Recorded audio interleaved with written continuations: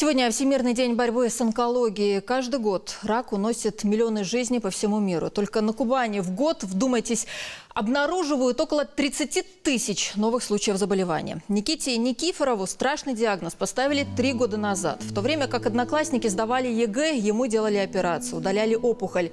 С тех пор полный дом таблеток, постоянный контроль, обследование. Но болезнь вновь вернулась. 25 курсов химиотерапии, облучение, впереди новый курс лечения. Он очень сильный, и поэтому до сих пор он живет.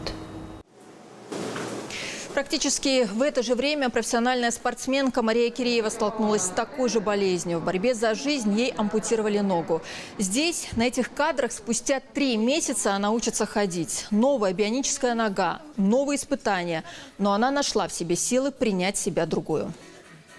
Так что нет ничего невозможного, ребята.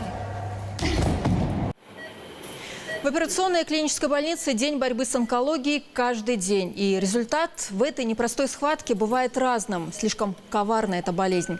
На этих кадрах врачи спасают жизнь мужчине. Говорят, 90% успеха излечения – это ранняя диагностика.